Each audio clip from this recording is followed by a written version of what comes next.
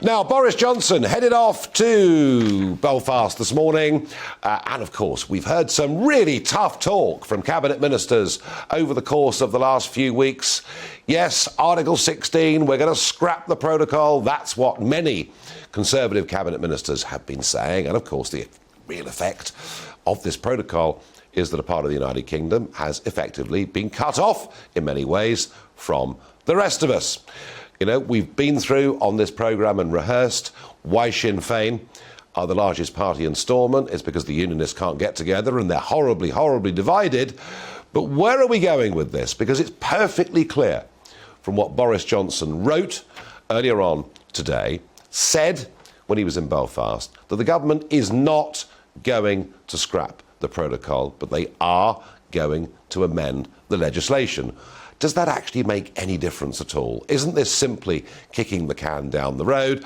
They're the initial thoughts that I have. Well, joining me is Lord Nigel Dodds, former Deputy Leader of the aforesaid Democratic Unionist Party. Now, Boris Johnson has called for leadership, for the DUP to show leadership. Why don't you just accept the fact that Sinn Féin are now the biggest party and go into government with them? Well, we have no illusions about the results of the election. I mean, unionists are still, by the way, the biggest designation in the Assembly. 3 more seats and we would have been the biggest party. Well, if you were united, that might be the case, but you're not, are you? No, and the DUP is by far the biggest party, and we have called for cooperation amongst unions. We would welcome that, and hopefully that will happen. But where we are now at the moment, Boris Johnson calling for leadership from the DUP, well, I think it's time that Boris Johnson delivered on what he has been saying for over almost a year now. In July last year, he set out a command paper in which he said the conditions have now been met for the triggering of Article 16 to suspend major parts of the protocol. We're still waiting. Every time, tough talk, nothing happens. But he's made it clear today. He's made it clear, Lord Dodds, today, that he isn't going to do that.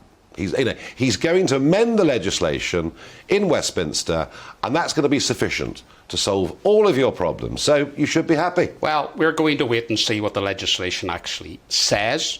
We're going to see whether it deals with the trade problems, but also deals with constitutional problems, because the root of the matter is this. And the reason we have checks are a symptom of the problem, is because EU laws apply directly in Northern Ireland, part of the United Kingdom, without anyone in Northern Ireland having any vote or say on those laws. No other country in Western Europe, never mind the world, is a democracy, would accept such a situation. My appeal to other parties in the Assembly, whether they're nationalist unions or others, is to say, why do you tolerate such a situation where you don't have a say or a vote on laws that govern us?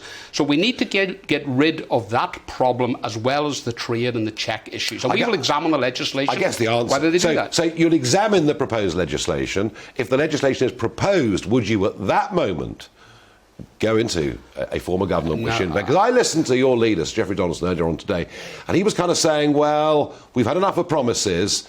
We actually want the legislation to be passed. At least that's the inference I got from what is. Is that really what he was saying? Yeah, I think Geoffrey is spelling out very clearly. The message that we got back on the doorsteps among unions is this. Look, we've had legislation previously. Remember the UK Internal Markets Bill last year?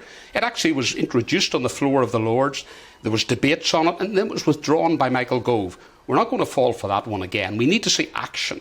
Now, that action can take a number of forms. This legislation will be examined in detail. We will need to see it in place before we take the word of a politician, no matter how eminent in Westminster, on something that is an existential threat to Northern Ireland's place, not just in the internal market of the United Kingdom, but our constitutional position as well. The truth of it is, Nigel Dodds, you're going to be back here in a year's time saying exactly the same thing, aren't you? Well, if we are, there will be no Belfast Agreement. There will be no institutions at Stormont. Does Boris Johnson really want that as the legacy? When you say no Belfast Agreement, what are you actually saying? Well, I'm saying that there cannot be a situation where we have a Northern Ireland Assembly where members are powerless to affect major areas of the economy, where we have laws imposed upon us by the European Union, where the courts have ruled that it breaches the Act of Union, where democracy is out the window, and where the Belfast Agreement itself, which is 3 strands.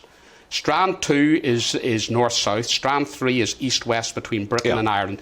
One part of that has been elevated above the other. One part has been trashed, the unionist side of it. When you say the breakdown of the Belfast or Good Friday Agreement, however people choose to remember it, are you actually suggesting that we could go back to the bad old days of the Troubles? No, because the Belfast Agreement, what I'm talking about are the political institutions. Nobody wants to see a return to violence. But in this whole process leading up to the implementation of the protocol, who was threatening violence?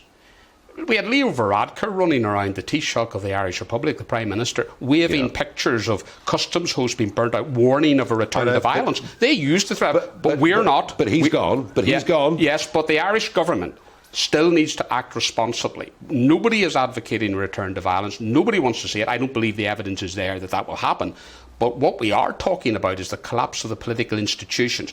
Not because we want to see that, but because when you have a protocol that trashes democracy, trashes the Belfast Agreement, trashes the Act of Union, you can't expect unionists then to go and implement that protocol in an act of self-harm. That isn't going to happen.